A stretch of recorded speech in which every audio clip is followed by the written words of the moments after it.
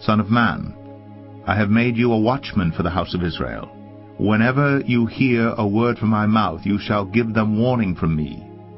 If I say to the wicked, you shall surely die, and you give him no warning, nor speak to warn the wicked from his wicked way, in order to save his life, that wicked person shall die for his iniquity. But his blood I will require at your hand. But if you warn the wicked, and he does not turn from his wickedness or from his wicked way, he shall die for his iniquity. But you will have delivered your soul. Again, if a righteous person turns from his righteousness and commits injustice, and I lay a stumbling block before him, he shall die.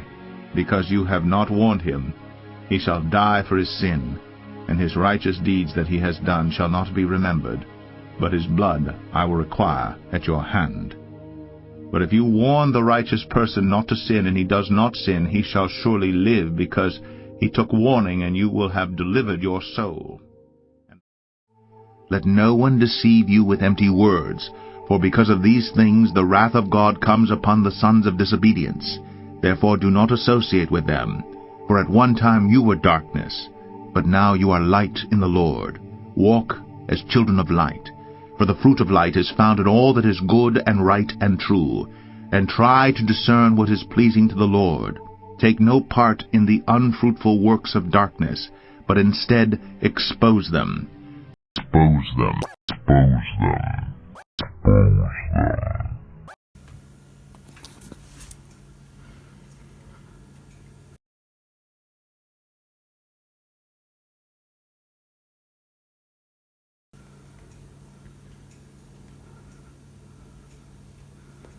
Mitä sä teet?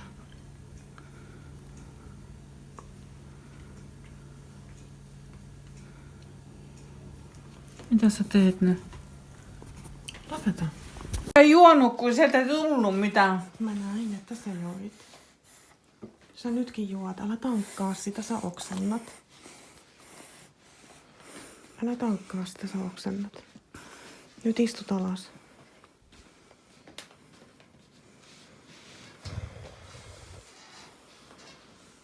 Ja rauhoitut. Me makuulle.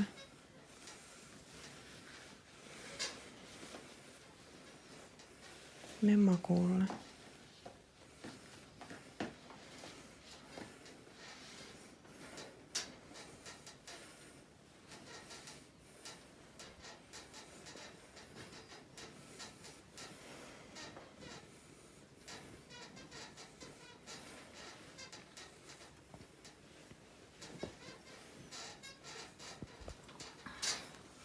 Mä en pysty hengittämään, koska mulla ei ole tarpeeksi nesteitä. Tuossa lauseessa ei ole mitään järkeä, ymmärrätkö? Sä hengität ihan hyvin. Nesteen kanssa ei ole mitään tekemistä. Tarvin nesteitä ei, kun sä nyt sen makaat. takia, sä koska mä joit. pystyn hengittämään. Sä just joit. Istu alas ja... Tai siis me makuulle, kun sun pitää nukkua. Kello on niin paljon. Sun pitää nukkua. Anna nyt mulle lopetat. Nyt lopetat. Sun pitää nukkua. Anna mulle sen, mä tarvin nesteitä. Sä oot sekaisin, ymmärrätkö? Enkä oo. Sä et oo nyt oma itses. Sulla on annettu huumeita, ymmärrätkö? Eikä oo annettu. On. Niin nyt... Eikä oo annettu. Ymmärrätkö? Nyt oot hiljaa. Ja menet istumaan sinne. Sä et oo oma itses. Nyt menet istumaan sinne.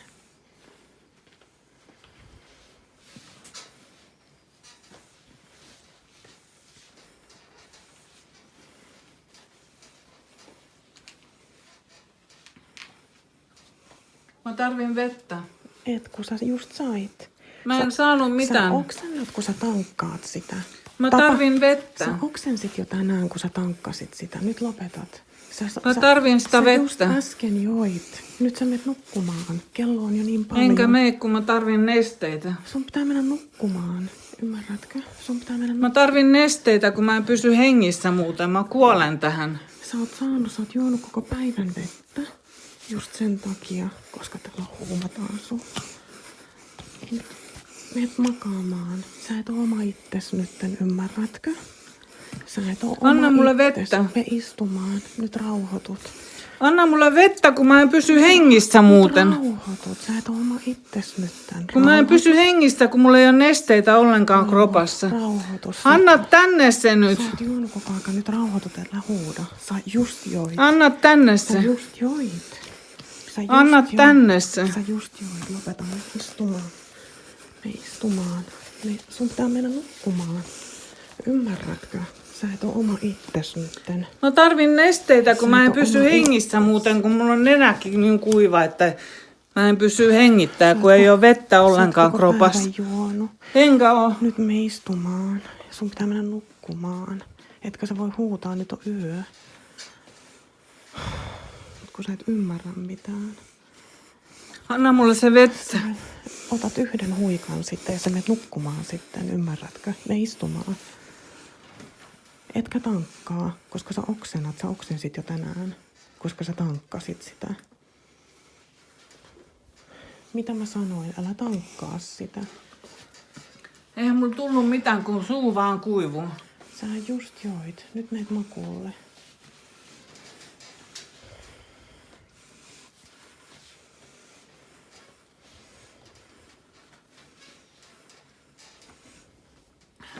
Nyt En mä meet pysy makuulle. hengissä. Nyt meet makuulle. Hei, lopeta. Sä et oo oma itses nyt. Ymmärrätkö?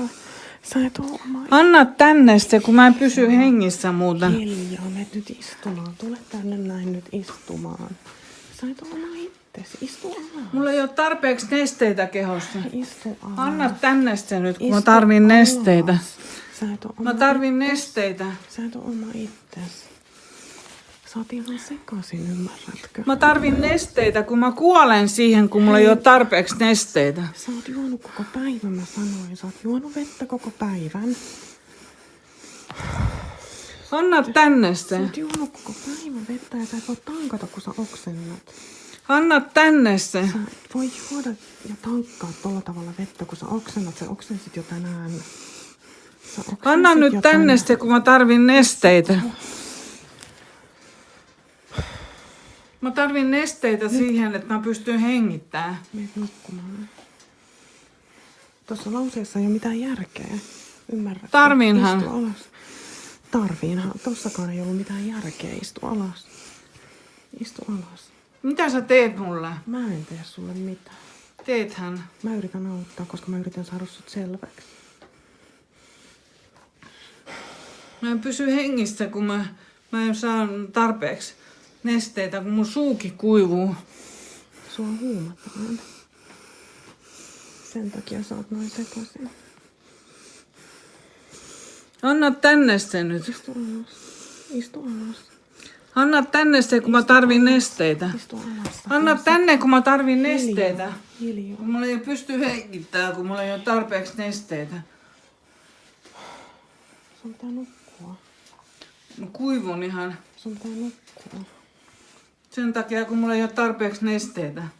Sun Mä pitää en pysty hengittämään. Sun pitää nukkua. En mä pysty nukkuu, kun mä en pysty hengittämään. Sun pitää nukkua. Sun pitää rauhoittua. Anna tänne Sun se. pitää nyt rauhoittua. Anna tänne se, kun mä tarvin nesteitä. Sattuu. Älä raavi. Mä tarvin nesteitä. Mä tarvin nesteitä. Noniin, nyt sä joit jo. Älä tankkaa. Mä sanoin, sä et voi tankata. Sä oksennat. Sitten ymmärrä, kun mä suojelen sua. Et sä suojele vaan. Sä tapaat mut. And what happened next, you may wonder? Well, good that you ask. My mom ended up in hospital. I had to call an ambulance to her because her face completely on the left side, no, on the right side, went completely like paralyzed. No movement or anything. It was really creepy looking, and she became completely unresponsive. No reactions or anything. It was terrible. So I called an ambulance, and you can see and hear already from the video that it was quite noisy. She wasn't, the silent with those moments with the drug stuff, what they planted on her. So when the ambulance men came in, they were more silent than me and my mother trying to get my mother to sleep and be silent. Then, as you can see from the video, also my mom and dad don't sleep in the same bed. So then he came from downstairs to upstairs and like, oh, I heard that something was going on in here, and I don't have absolutely no idea what's going on in here, but I just heard something. So suddenly you hear something what is not that loud at all, what exactly before earlier has been going on upstairs with the all this idiotic thing. And the thing what you see from the picture, it takes around 30 minutes. You can even try faster if you want, but if you're in a hurry. But it takes 30 minutes to drive to the hospital. And for my dad, it took over 2 hours. So it just makes you wonder what happened.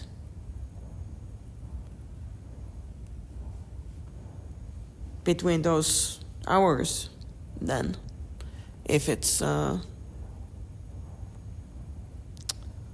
or if you are you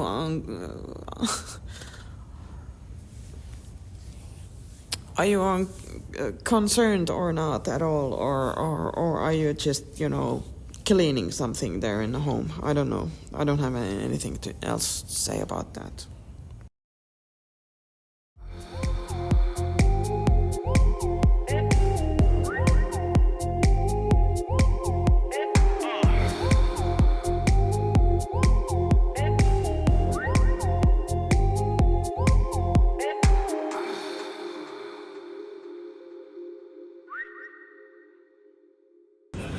This is exactly how I found my mother many times, just standing somewhere in the middle of the floor and being in a sleep in a way. Anything else for you, baby? Not quite normal, isn't it? And I don't think that that's really anything to do with the bipolar. Mind you, that I also was in a serious relationship living together with a person who had a bipolar, and he never acted like this. And I was with him 6-7 years. Quite amazing, huh?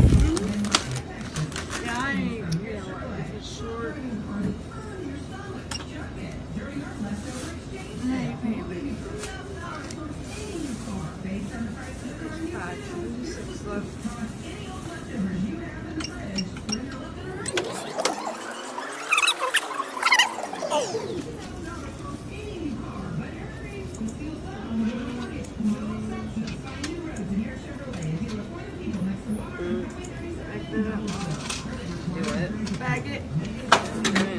You're trying.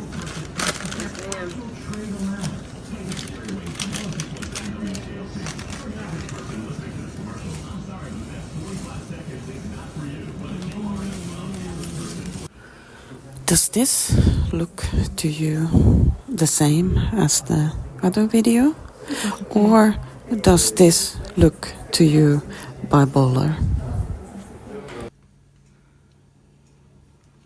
It's said that when you're high on methamphetamine, you feel like you are the king. At the moment, you may feel like a king, but it has a severe effect over a long time. When you're on methamphetamine, you feel energized and confident. But what happens is that methamphetamine kills glial cells in your brain. These glial cells are part of the brain which allows you to plan, think clearly, and make a decision. Signs that somebody is high on meth. What are the warning signs that somebody's high on meth? And this is not to diagnose anybody. This is to protect yourself. I am a recovering cocaine and alcoholic addict. Those were my drugs of choices. And yes, meth every now and then did slip into it. It was not my drug of choice, but because you snort cocaine, guess what? A lot of people do snort meth. But here's a couple signs if somebody's actually high on meth, because people don't realize sometimes that what's wrong with somebody. They see somebody and how they're acting, but what drug are they on? And is this maybe meth or is this maybe not? Who knows? Here are signs that if somebody is high on meth. If you're high on meth, one, your pupils are going to get dilated. And you're going to notice that people that are high on meth have very dilated pupils and they're going to be looking around. So your vision is all over. And it's almost like you become hyper-focused and you become this overwhelming sense of paranoia and almost hallucinations. That's one of the reasons that you kind of almost get those hallucinations and that paranoia is because it's like you see so much more than what you had before. So you'll see these people constantly like looking around and there's a lot of jerking movement because anything that's off in the distance on the sides that's moving, your eyes are now jerking to it. You'll notice that there's an elevated heart rate and temperature. And how do you really know if their heart rate and temperature is elevated? They're going to be sweating. They're sweating. And they're sweating when the AC is on. They're sweating everywhere. And they're also going to be a lot of out of breath. It's going to sound like they're constantly running. And yeah, no, I'm doing good. And that's because their heart rate is just going at 1,000,000 miles a minute. You're also going to see it grinding of teeth. You end up getting dry mouth when you're high on meth. And one of the things is you get like this locked jaw. And so those sitting there grinding their teeth, out of breath, looking all over the place. I mean, it looks like somebody is literally like, what the hell is wrong with you? Well, odds are they're probably high on meth or on amphetamine of some sort. They're very alert and they're very physically active too. So they're alert to all the sounds, all the movement because of these dilated pupils. And you almost get hyper-focused on different tasks because it does freak you out to a sense. So they'll find one task and they will all of a sudden just focus on it. And a lot of people actually do cleaning because they'll notice something and they become obsessed almost with having to remove this one spot or clean this one area. But it's a physical activity that kind of gets their body moving and it almost masks what they're going through and that high that they're experiencing. They're never going to be hungry. That's why you see a lot of people that do struggle with meth addiction. They're going to be very skinny because you're not going to eat. Amphetamines just do not give you that hunger at all. And the other one is you're going to see big mood swings and outbursts. You can't regulate your emotions. So if somebody's high and low, they're not bipolar, none of that's going on. If you see all these combined and their outbursts are there and they get very angry and paranoid, odds are they're probably on meth. And I mean, meth is a common drug that a lot of people use. When somebody starts using meth, you don't notice right away that they are actually using meth. Kuten näette raportista, niin missään kohtaa ei lue mistään huumetestistä tai mistään tuloksista huumetestistä, vaan automaattisesti vedotaan taas bipolaarisuuteen ynnä muuhun sellaiseen. Mutta lainausmerkeissä hauskin juttu tässä on se, että minä ainakin 3 kertaan olen eri paikassa vaatinut sitä. Ensin ambulanssissa. Voitteko ottaa huumetestin? Ei koskaan otettu. En ole saanut siitä mitään. Ensiavussa. Voitteko ottaa huumetestin? En ole koskaan saanut siitäkään mitään tietoa, eikä kukaan halunnut sitä sitten ottaa.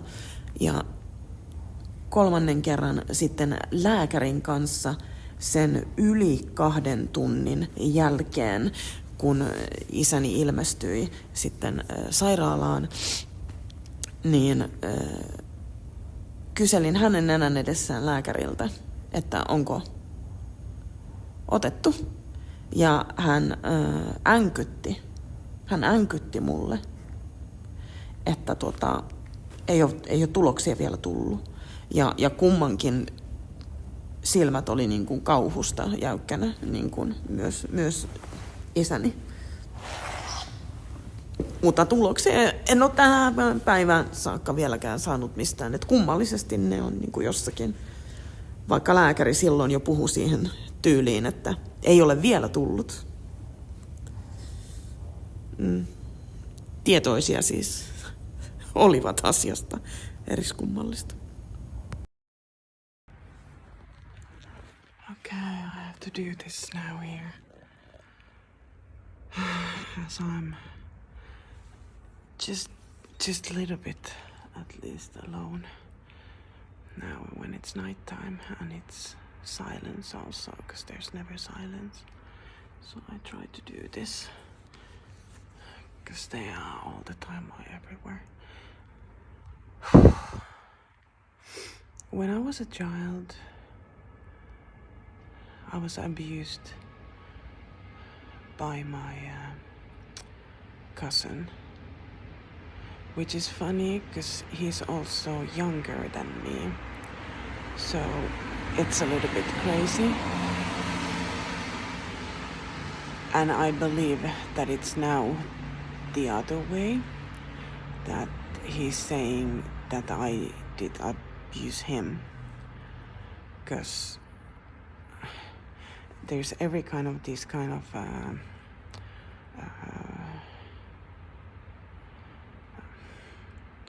spider webs now when I think about stuff from my past.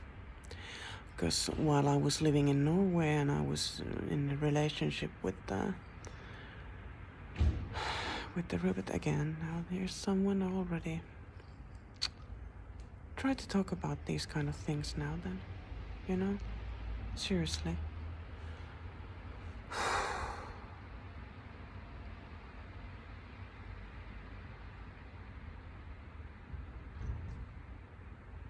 So, I believe it was like a 2006 or something. He made a really weird phone call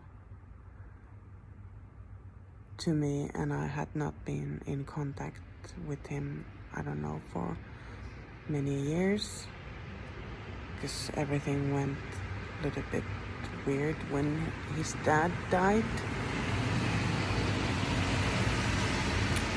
So my mother's brother, which was actually really dear to me, but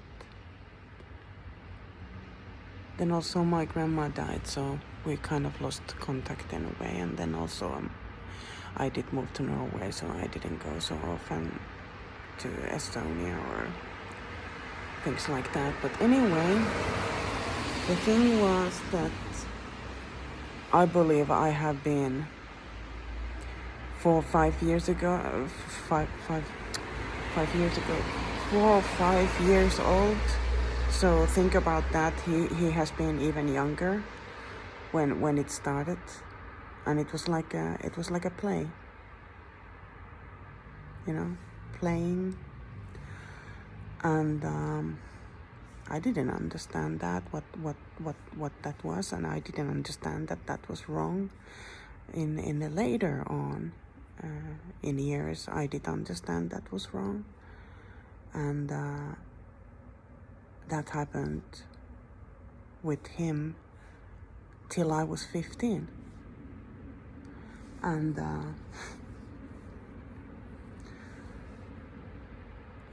because every time when I saw him, then, you know, there was something weird sexual going on.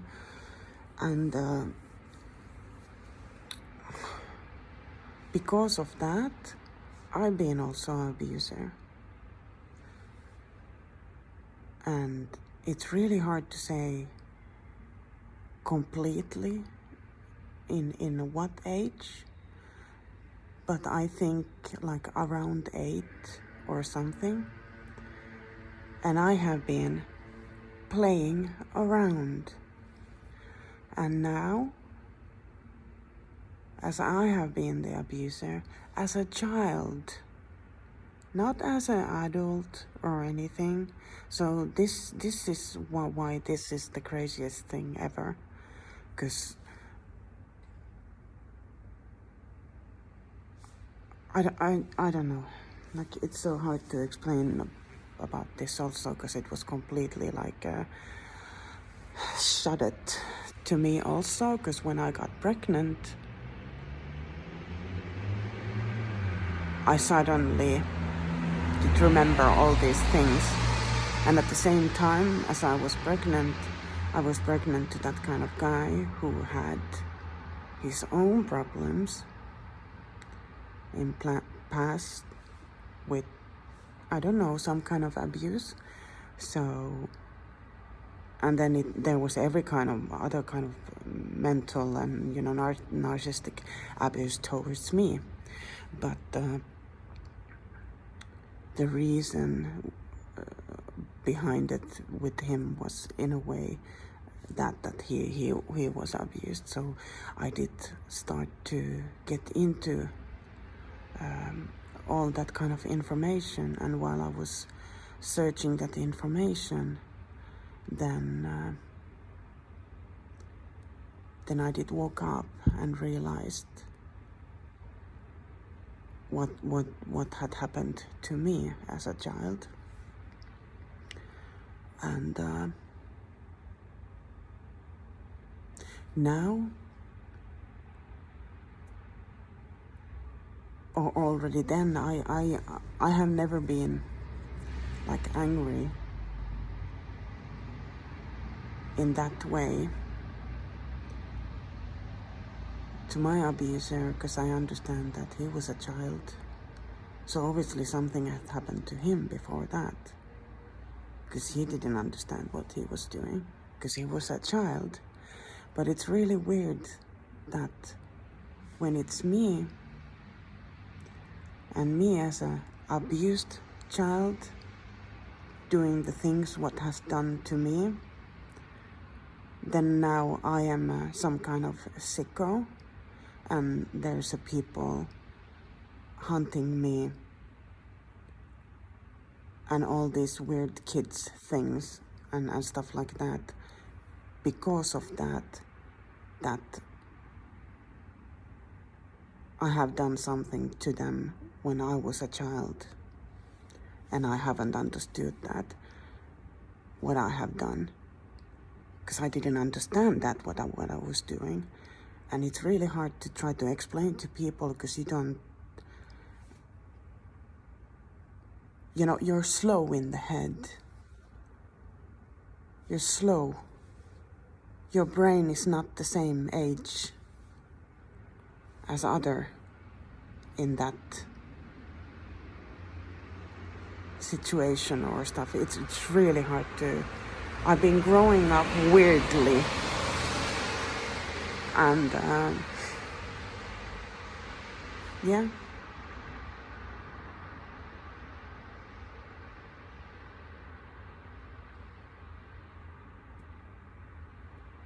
So because I have been playing around when I was 8 years old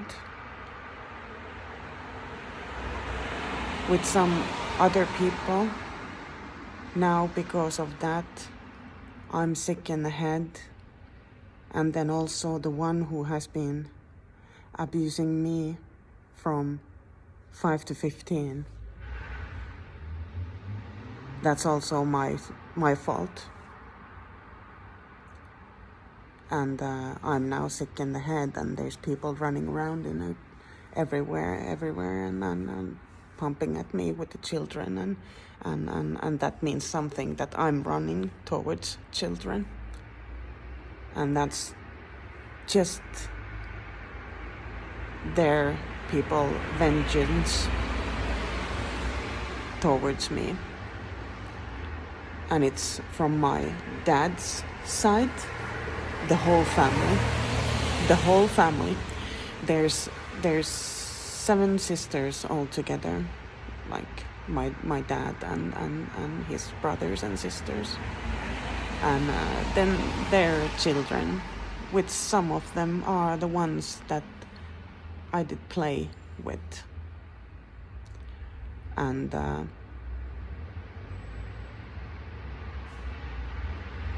they want to kill me, they want to kill my mom, and then they have to make up every kind of shit stories also because of that. What has happened when everyone has been children. I've never hurt anyone when I have been an adult and I have had, I understand stuff. It's crazy. It's really hard for me to talk about this also and try to explain these things because the situation is really weird also. I don't have any privacy or any, because, no, there's person.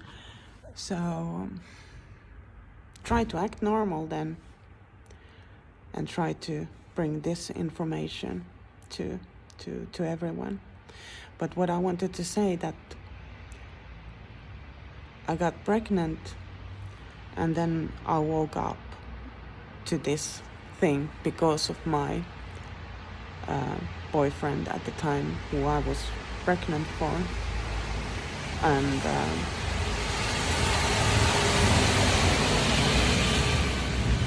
then I was at the same time under huge mental torture and narcissistic abuse. What I think exactly also was planned to break me. And that was the point also, to try to break me. And then already then to kill me. But so I have been pregnant, so why I don't have a child then? So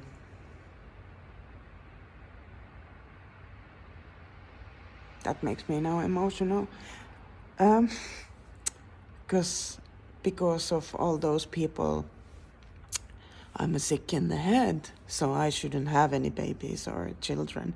So when you are under in that huge mental torture and living in that kind of hell 24/7 at home,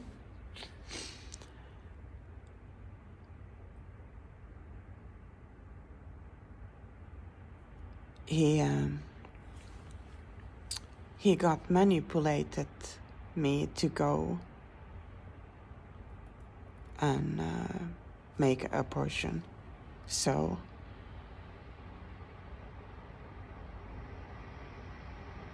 I made an abortion. So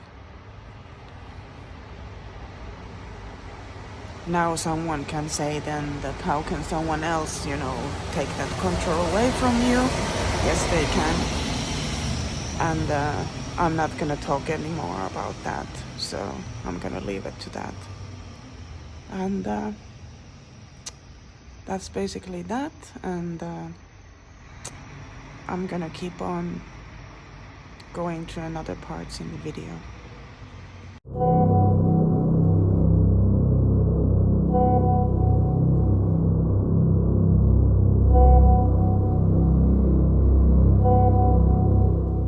When I'm abusing my partner, one of my favorite things to do is to give her the silent treatment. When I know that she's anxious and that she's desperate to speak to me and all she wants is the validation of knowing I'm there, that I still care, or finding out where I am or who I'm with, I find it productive, if I want to induce as much anxiety and distress in her as I possibly can, to go completely silent and to give her nothing at all. In that empty space, all of her worst fears can be manifested as her imagination takes over and all of her fears begin to just completely eat her alive. Silent treatment is an excellent form of narcissistic abuse and control precisely because it induces such a large amount of distress in the victim, in the target, with very little effort. The next thing I like to do, triangulation. So there's me, there's her, and then there's a third party that I can bring in. If I can induce dread or fear in her by making her paranoid that there's another girl who is taking my attention or filling up that space, that's a good way of inducing jealousy, which she will then hate herself for, so that's handy. And also the terror the abandonment terror in her that I'm going to leave her or that I'm going to cheat on her. I'm going to somehow desecrate the sanctity of our relationship. The other thing I can do by introducing a third person into the scenario is suggesting that there are other people judging her, other people who agree with me that her perspective is the wrong perspective. And then she starts to get this sense that she's besieged by enemies. It's not just me, there's now a collective growing of people that believe that her perspective is wrong and that my perspective is the right perspective. This is a good way of driving somebody crazy slowly over time and of convincing them that their perception of the situation is wrong no matter what the situation is and no matter what their perceptions are. Gaslighting is one of these terms that has entered the culture now and everybody uses it. And so you would think that this is something that maybe can't be in the narcissist's toolbox anymore because everybody knows what you're doing. But there's so much confusion around gaslighting and people are gaslighting each other about gaslighting. Gaslighting does not mean just lying. Lying is good, lying is a useful tool, but this is worse. Gaslighting specifically refers to the movie, or movies, plural, Gaslight, where the guy in the movie was going around the house and changing the lighting in the house, moving it up and down, and then telling his wife that he wasn't changing the lights up and down, that her perception was what was wrong. So lying is akin to gaslighting, but gaslighting is next level. You want to convince the target that their perception of reality is wrong. That's the point of gaslighting, that their perception of reality is faulty and broken, and that they're actually going crazy. If you need to use lying to achieve that end, then go ahead and use lying to achieve that end. But lying itself, in and of itself, is not gaslighting. Gaslighting means you're slowly, over time, altering that person's perception of reality so that they cease to trust themselves.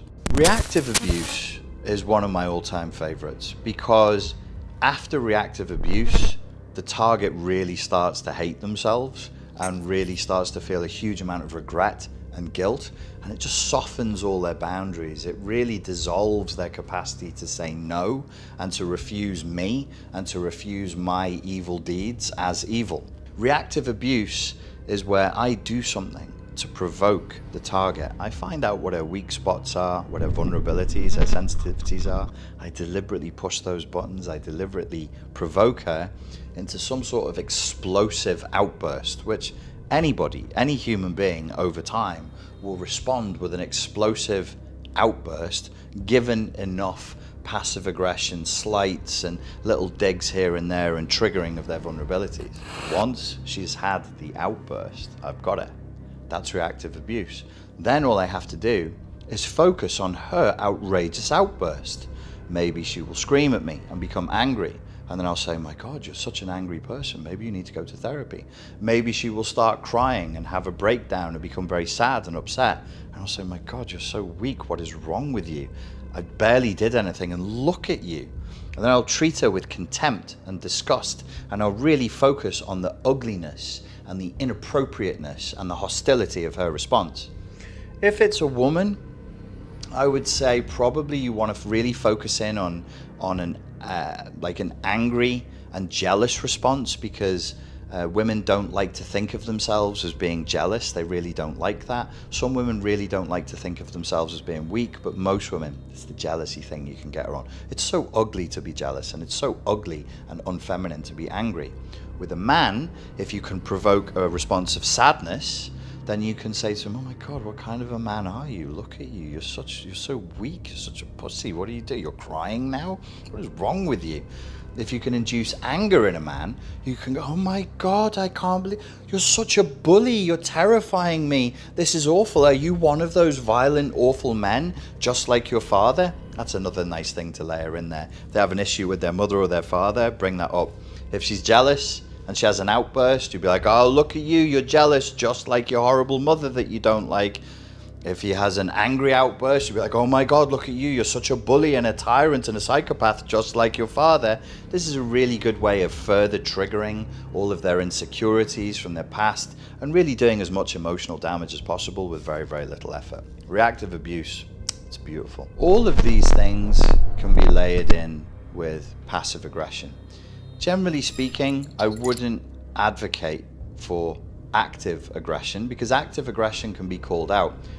If you're actively aggressive, they can screenshot that and show their friends and show somebody outside of the cult of one, outside of the shared fantasy space, maybe a therapist or some sort of a mentor who can then help them to escape the situation. So be very, very careful and very judicious in using active aggression. Passive aggression is much more powerful because it's harder to call out and it's easier to deny. Some things can be written via text in a tone that is passive aggressive, that if you're called out on it and you say, look what it says here, if you read it out loud but change your inflection, it can sound completely innocent. So it's much easier to worm your way out of passive aggression if you're ever called out for it. Active aggression, that's kind of hard to say, you know, that's not bullying, it's not a deliberate and open provocation. So be passive aggressive as much as you possibly can. The other great thing with passive aggression is if you use it long enough, over a long enough timeline, it becomes a kind of reactive abuse that's likely to induce one of our wonderful outbursts that we can exploit. So use passive aggression, not active aggression, in your texts as much as you can. Hey folks, I hope that you enjoyed this theatrical display of evil. Remember that any and all communication with a narcissist is an opportunity to abuse and exploit. If you can reduce contact, reduce it as much as you can. If they're texting you, then when you text back, text less words.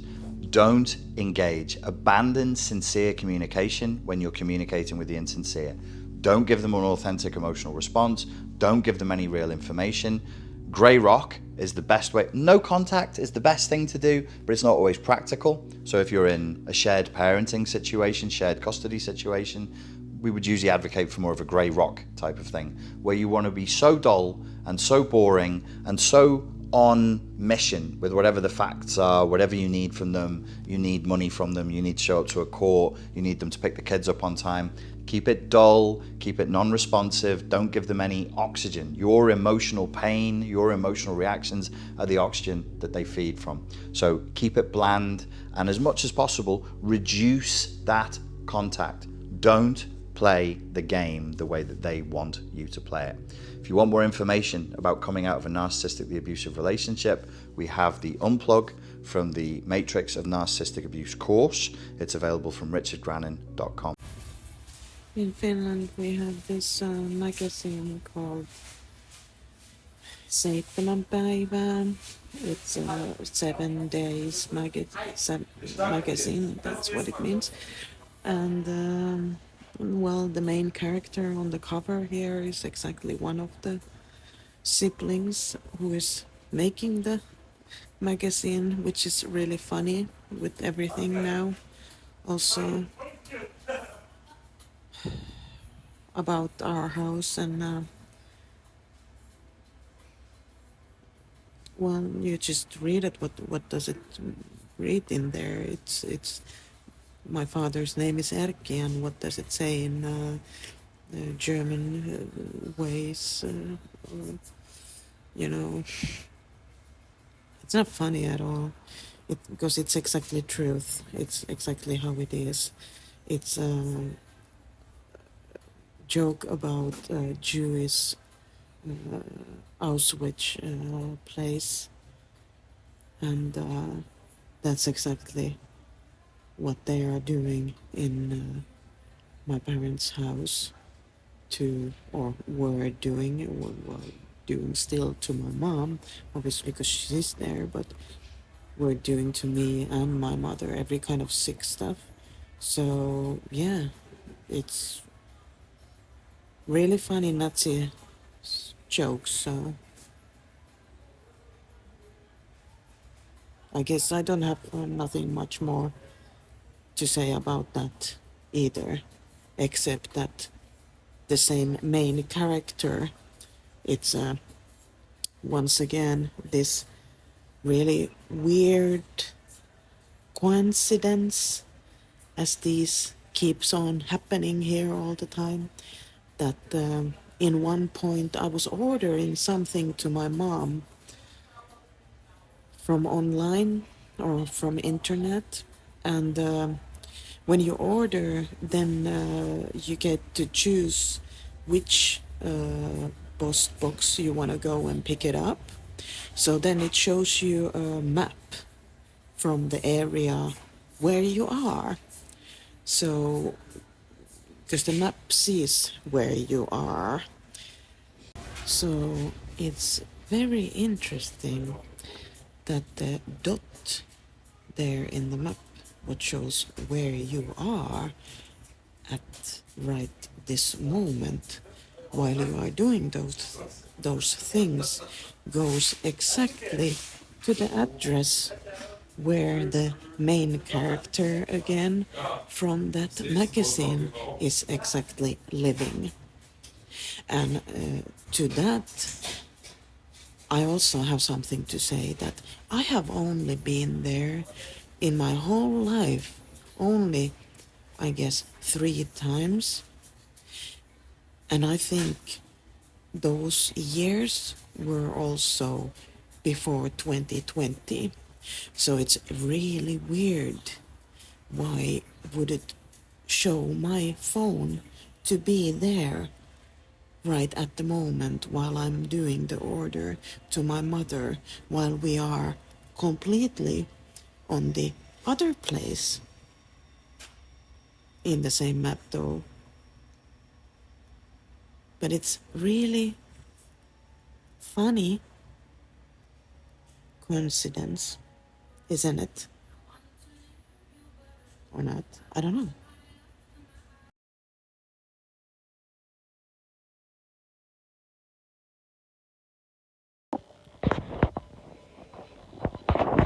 Tällaista ei täällä aiemmin ollut. Uunin säännökset on kaikki nollilla. Ja valo palaa, kun laitetaan päälle. Täällä ei ole ikinään palannut lamppu, kun se on ollut nollilla. Kummasti nytten täällä on ihmeellisesti jotain päällä, kun se on nollalla. On se kumma juttu, ei vaan aikaisemmin ollut. I'm Dr. Jeff Kelshevsky. Welcome to my YouTube channel. So, the term narcissist is thrown around a lot these days, and you'll hear a lot of people talk about my ex is a narcissist, and sometimes you'll hear people talk about the diagnosis of narcissistic personality disorder. There'll be questions, is President Trump a narcissistic personality disorder? Do certain celebrities have narcissistic personality disorder? And it seems that lately there's been a lot of murder cases that are getting a lot of media attention where there's talk about how the murderer is a narcissist. Now, we were just discussing this recently when I was on the podcast Crime Stories with Nancy Grace about how many of these cases that we discuss on her show where there are narcissistic types that are accused of murder. Now, on the podcast, I actually mentioned, boy, I should do a YouTube video on this, narcissistic personalities and murder, and that's what I'm doing today. Now, does having narcissistic personality disorder or narcissistic personality characteristics put you at higher risk to be a murderer? Well, let's spend some time talking about what we mean by narcissistic personality. So, a lot of time when we talk about and think about narcissistic personality, we think about this notion of self-love and that the person is in love with themselves. Now, this happens in females, but for our discussion today, we're going to focus on males because according to the research, narcissistic personality disorder is more prevalent in males, and males commit more murders than females. But from a clinical perspective, narcissistic personality is much more than just this idea of self-love. Narcissistic personality disorders are not really, it's not really based on this idea of this strong self-love. It is more that this person is in love with the idealized, grandiose image of themselves. And the theory is that this is developed at a young age to help cover feelings of insecurity. You may see more frequency of developing narcissistic personality disorder if there's a lot of emotional and verbal abuse in childhood, for example. So, trying to keep up and protect this idealized, grandiose image of oneself takes a lot of work. and this involves attitudes that frequently manifest in dysfunctional behaviors. Now, individuals with narcissistic personalities often hold these attitudes of grandiosity. I'm special and different from others. I'm smarter. I'm amazing. People are lucky to have me around. They often feel that they're unique and that they deserve a higher social status, or they deserve to be around people of higher social status. With narcissistic personality, there's also this preoccupation with and fantasies of success and power. These people exaggerate or hold an exaggerated perception of their accomplishments and their attributes. Now, narcissists require excessive admiration from others. They want to be the center of attention. They feel like they deserve to be showered with praise and admiration from others. Narcissistic personality disorders tend to be interpersonally exploitive. They'll use people to meet their own needs. Many times they're only focused on their own needs. And oftentimes they don't even recognize the needs of others. They tend to be extremely self-centered, and they tend to lack empathy. Narcissistic personality disorders are also easily envious of others, and they often feel threatened when others are successful or others are getting the attention that they feel they deserve. Narcissistic personalities also tend to be arrogant and domineering. They feel entitled. They feel they deserve to be recognized and treated special by others. Again, narcissistic personalities are very dependent on external sources of validation that fits with their dysfunctional attitudes I just described above. Now, when this external validation is not met, that's when these people in their life are not behaving towards them in ways that fit with the dysfunctional attitudes and schemas I described before, they may act out. They may act out in ways that can involve aggression, violence, or even murder. Now, when narcissistic personality characteristics are intense and pervasive, and they cause difficulty in one's life across different settings, they can meet the threshold for what we call narcissistic personality disorder. So, the research that looked at narcissistic personality disorder and violence indicates that most people with narcissistic personality disorder are not violent. And now, personality disorders tend to be quite good at more subtle manipulation, and personality disorders are also very good at collecting people that fit with their pathology or quickly casting those aside who don't. Now, the research also shows that narcissistic personality disorder does present with a higher risk for violence as compared to people who do not have narcissistic personality disorder. And when there's antisocial personality disorder or antisocial personality characteristics in the mix, and these could be like anti-authoritarian attitudes, frequent use of deceit, pervasive aggression, irresponsibility, these antisocial features, this increases the risk for violence immensely. This type of person with that combination of narcissistic features and antisocial features is often called a malignant narcissist in the research. Now, obviously, if we have some psychopathy present, this person does not connect human to human with others like most people, they're a psychopath. That obviously is a recipe for a higher risk for violence as well. But a lot of the murder cases we see covered in true crime media, and most of the cases that I've been asked to talk about on podcasts or television or true crime YouTube channels, are not murderers who are malignant narcissists. These are not antisocial types. Many of them are not psychopaths. Now, these narcissistic personalities, frequently that we talk about in the murder cases, oftentimes they are accused of murdering a spouse or a partner, right?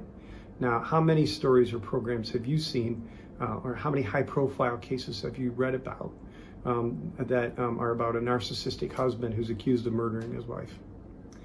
Now, I've seen a lot of people with narcissistic personalities who've been violent, and I've seen quite a few people with narcissistic personalities who were murderers. And obviously, I've talked a lot about these cases on media outlets. So what's going on here? Why do narcissists murder? So here's what I've seen. So like I said before, keeping this interpersonal world full of people that support and fall in with your narcissistic dysfunctional thought schemas and give you external validation can be a lot of work.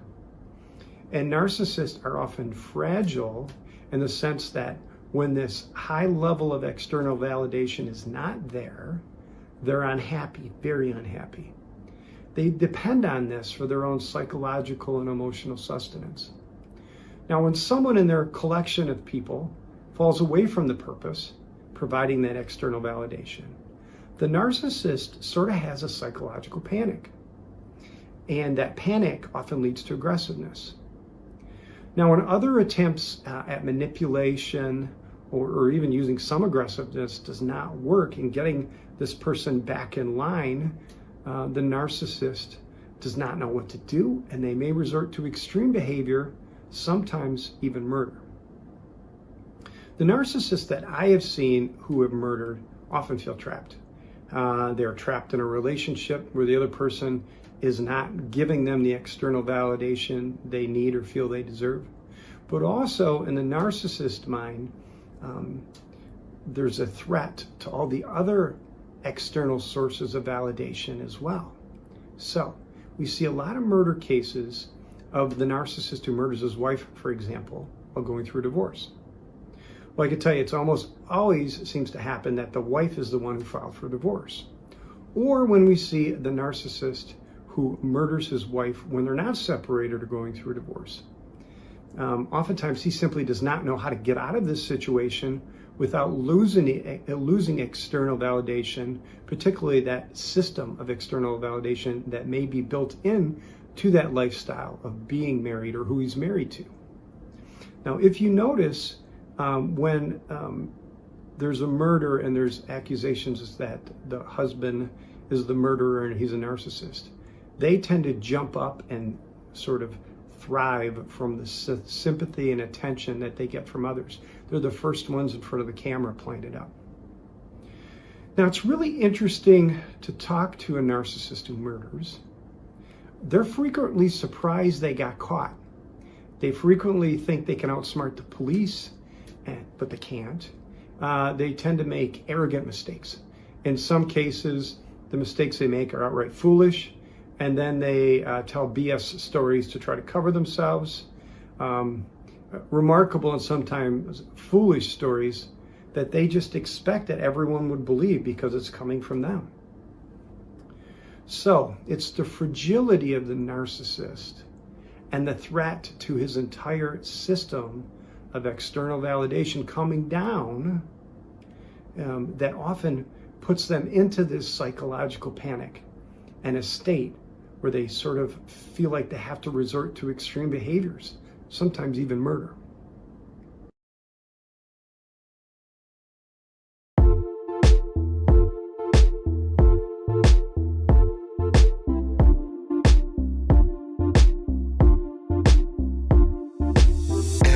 Somebody know me better. I thought that I would miss her more, but I wake up and I feel better. Cause I let somebody go. We've been going on forever. There's no more crying on the floor. And she said it's now or never. So I let somebody go. Ooh. I let somebody go. Ooh.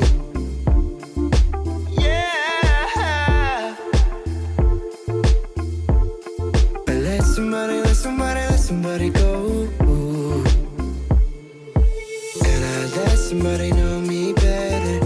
I thought that I would miss her more, but I wake up and I feel better. Cause I let somebody go. We've been going on forever. There's no more crying on the floor. And she said it's now or never. So I let somebody go. Ooh.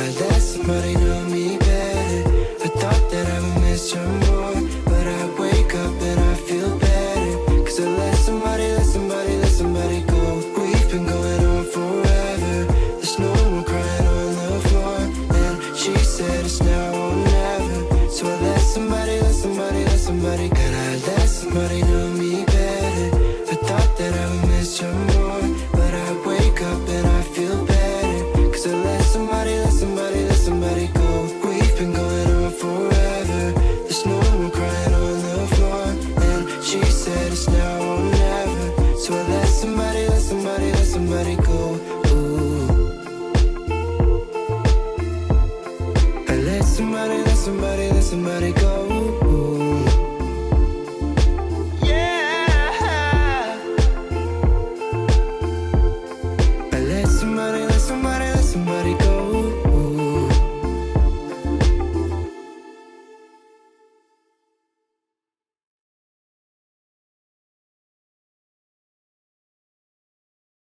A lot of times I was sweating. I was profusely sweating. I was on edge. There was a lot of times when I'd be up for so many days and hours that if I actually finally slept, if I woke up, I could either be in very bad spirits and very good spirits. A lot of things to look for when it comes to a meth user is what does their body weight look like? A lot of times when people are doing methamphetamine, whether it's intravenously by shooting it or by snorting a lot of it, they will lose weight dramatically.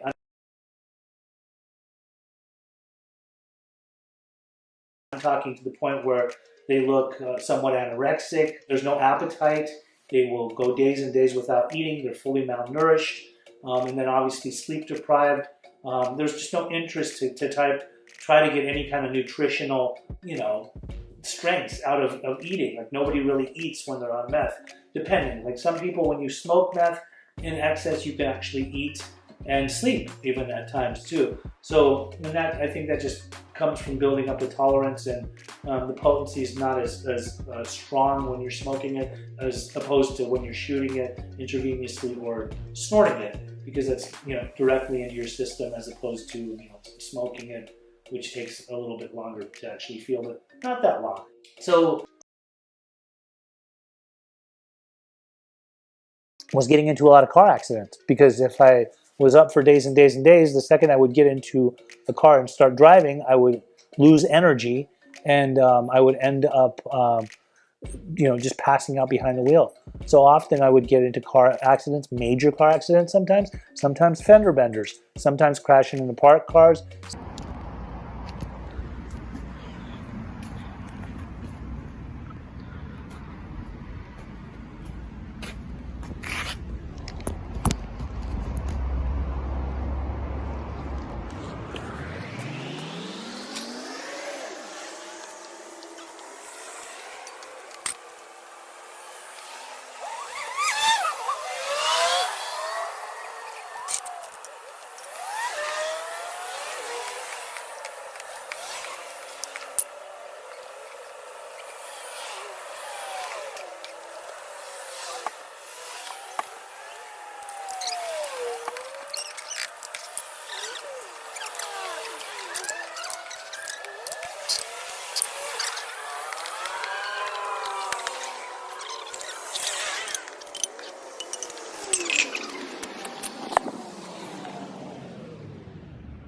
Sometimes crashing into other things, sometimes thinking I was about to crash and there was really nothing there. The mind will play tricks on you, definitely. Like when you're up for many, many days and you're sleep deprived, your imagination is constantly going in many different directions. There's so many thoughts, and there's a lot of paranoia and things like that. So definitely behind the wheel, it was complete danger. And then, when it comes to meth detoxification, there's going to be a lot of rest that will be needed.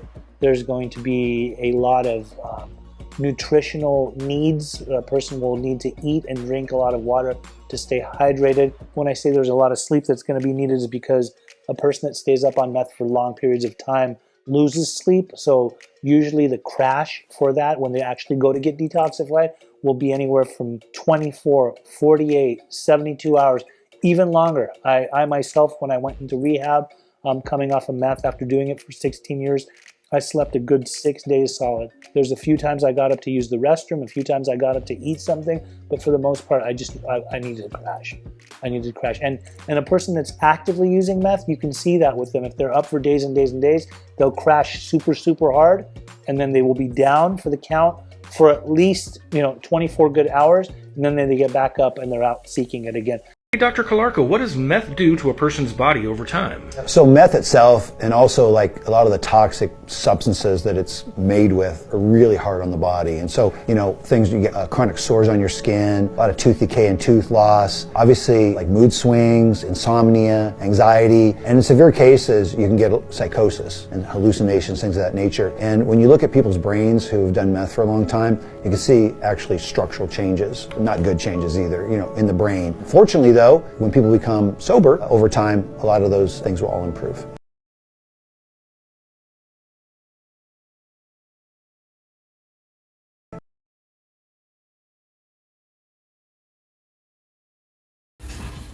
I come from a really creative family.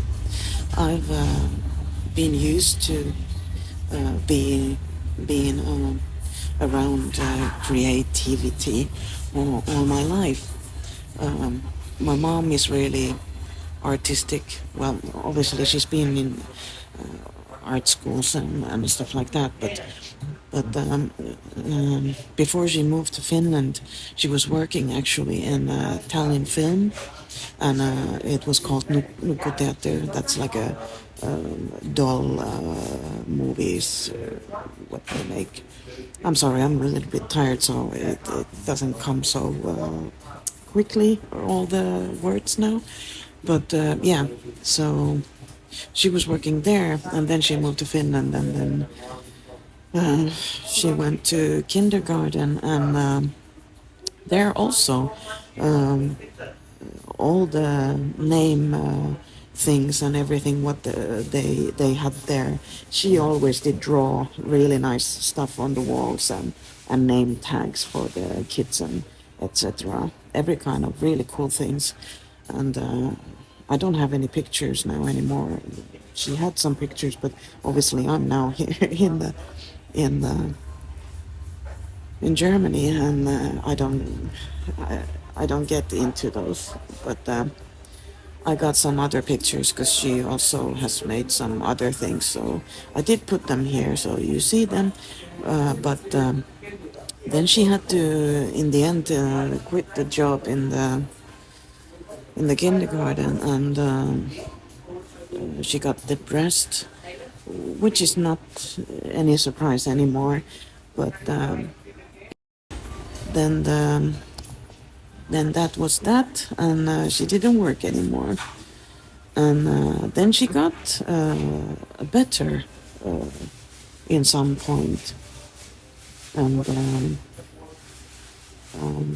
tried to, look for a new way, and look for new works and stuff. It was never anything like that she wouldn't want to work, but when you are in a narcissistic world inside, it really gets you. Oh boy, it gets you. I know that. And I went through that in the relationship really harshly. And that was also a wake-up call, because then I did wake up also to that my whole life has been in that. And that's so absurd to me also. I always know that it's been crazy, my home life. But I don't know how I have been so blind that I haven't seen and realized that my dad is completely narcissistic, but that's what it is. People who use the phrase, "it is what it is," they are fucking dangerous, because they don't allow anything outside of their control to affect them. They've mastered the art of acceptance, and if you try to manipulate them or threaten in any way to leave them, you know what? They don't give a fuck. They do not care. You could walk out of their life and they'll open the damn door for you. And the best part, if someone asks them if they're okay because you left them, they'll just use that magical phrase, "it is what it is." So, yeah, then she went to school, and design school, and then that also was really bad, because then obviously he got scared that she's doing well soon, and etc., and every kind of those kind of things. And then he started to mock her that she's not any good and not doing well, or anything like that. And that's why I obviously took a video from the Facebook page, from the school page. Because if she's not good and she's not doing well, then the school is not gonna go and put on their wall and put the pictures and show like, hey, look at here some cool stuff from one of the students, you know. So every kind of those kind of mind games again, and did even spoil some of the works also. But I don't have any pictures of those now anymore or anything. But so in the end, she didn't become then, you know, designer either. So here we are. His problem solved. But that's what I'm saying. It's not easy. But yeah. It's always been really creative. Even my grandma, she was an art teacher, and also hand. I don't know how you say it. Käsityöopettaja. Have to say in Finnish and then translate later. You know, neulontaa ja kaikkea tämmöistä. So you know, it's been always there, and it's really, really sad to see that she don't have any creativity at all anymore in her life. She doesn't do anything anymore. Absolutely nothing. No drawing, nothing. It's really, really sad.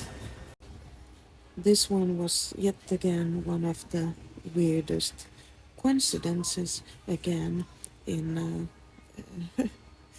in my life or in the family situations. I went to completely with some other stuff to check with the Maistrati, and then I just, you know, noticed that there isn't anything about my mom. It's only my dad's information there. So I started to wonder, what is this? Because they're supposed to be both, obviously. So then I started to check more into it and try to get info and try to get hold on someone about it, and no one didn't really want to do anything about it, and no one didn't really know anything about it. But the funniest thing was that no one didn't really want to do anything about it. So only the last lady then who took it on her project and made it happen really fast when she took it on her heart and started to check what's going on. I had many phone calls with her also. Really lovely lady. I'm still obviously really, really thankful for her, because obviously caring person. And yeah, I think this was also a really crazy thing again, and it's again coincidence. But I do have something to say about this though, because this is exactly the point, that if my mom is not my mom, then I don't have any right of anything. And I'm not just talking about money rights or anything like that. I'm also talking about that if something happens and stuff like that, because I am not then anything to her, so I don't have any power to say anything. Example, if something happens, like hospital-wise, like we have already seen here, that already has happened. So if someone, example, wants to just plug the plugs, then they can, and I don't have anything to say about that. So all those kind of things went through my mind on that times also, and that wasn't funny. That is all. One more thing I have to say, because this is a really big thing, what is in family all the time. Like example, there's a huge thing that, yeah, big, really beautiful house. I couldn't care less, but it's a big thing, and it's a really big thing to my father. And it's never our house, it's never their house, it's always his house. And it always comes with the point to make with the point that it's his house. Also, even into that he gives his permission to me be in his house, like when I was there. But obviously he couldn't, just throw me out when mom was a little bit soberish, so he had to try to manipulate, though, that couldn't she just go home already, and does she have to be here all the time? And really angry way, though, and it's really hard to try to explain anything anymore, like what way it went, but it went really manipulative way, what he tried. You are a thing, and they are a person. There is only one person. They are the Alpha, they are the Omega, they are all that is, that has been, and ever will be. This is a godlike condition of delusional grandeur. They are all that exist. You are not a person. You are a thing. You are an object. You are there to be used. They don't instrumentalize you. You showed up as an instrument. You showed up as an object, as a tool to be used. You either have a purpose that suits them, or you do not exist.